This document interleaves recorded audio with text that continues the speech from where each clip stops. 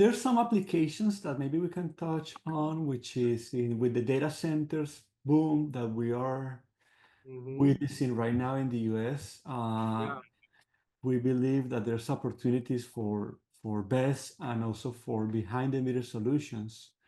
yeah, You know that those data centers, what they really want, I mean, they want mainly two things. One is renewable energy, and the other one is really, really reliable energy, right? I mean, they yeah, want the energy 24/7. They cannot tolerate like having a lack of power by yeah. any means. And at the end of the day, the most expensive kilowatt hour is the one that you don't have. And battery storage can be like a very important, like a key player of behind the meter solution where you can have like many other pieces like solar, in some cases wind, for a particular data center or a group of data centers. Yeah. So are you seeing a ton of data centers being built with solar plus battery behind the meter, behind the Yeah, there's transformer, almost like in a off-grid manner, but really not off-grid because they're touching the data center, which is correct. also Yeah. connected to the grid, but you can design that to almost run the data center in an off-grid manner, I assume. Yeah. Is that, That's an and option that you can do. Yeah. that's a thing that's happening at more and more scale as time Yes. passes.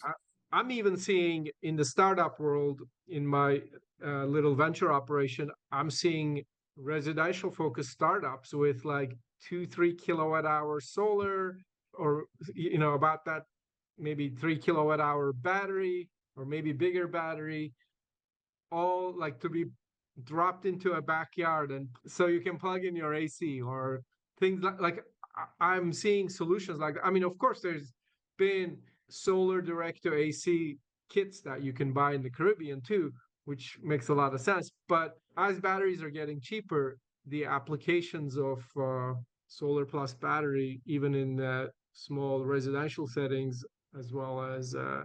commercial CNI settings, are increasing.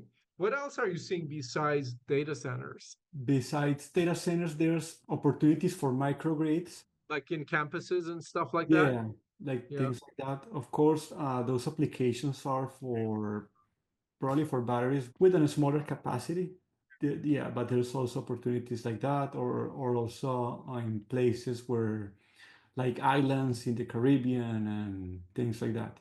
When you are talking about a data center battery system, like what's an average size, or what's a range of sizes? And when you're talking about a small Caribbean island, I Mhm. mean, those islands run on the diesel economy, like you were saying in parts of Brazil. So putting in battery there, I have no doubt, makes a ton of economic sense, Yeah. politically and socially, business wise. It might rub certain people the wrong way.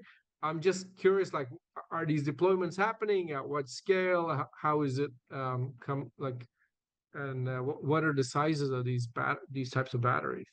Yeah, in places like the islands, I mean, I've seen projects like around 50 megawatts, 100 megawatts, 4 hours. Yeah, that's like, Wow. yeah, I mean, it's not big compared to what you see here in the US in Yeah, markets like yeah, CAISO or ERCOT, where you see 200, 300 megawatt batteries. So, yeah, but yeah. still is important.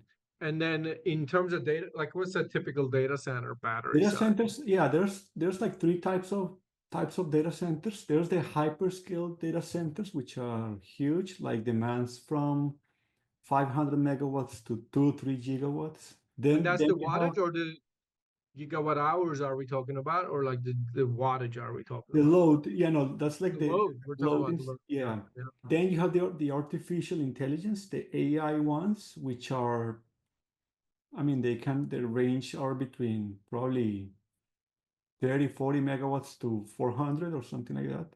And then you have the edge data centers, which are the smallest ones, where it could be from 500 kilowatts to 10 megawatts. And there's opportunities for all of them. Yeah. Of course, yeah, I mean, one of the most important aspects is that you have to understand their particular needs and try to find like a tailored solution. like a customized solution depending on the particularities of each data center. Yeah, Sure. Yeah.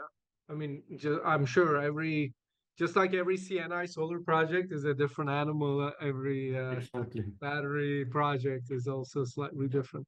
What else can we talk about? I think we covered a lot of key use cases and top value props for batteries coupled with solar.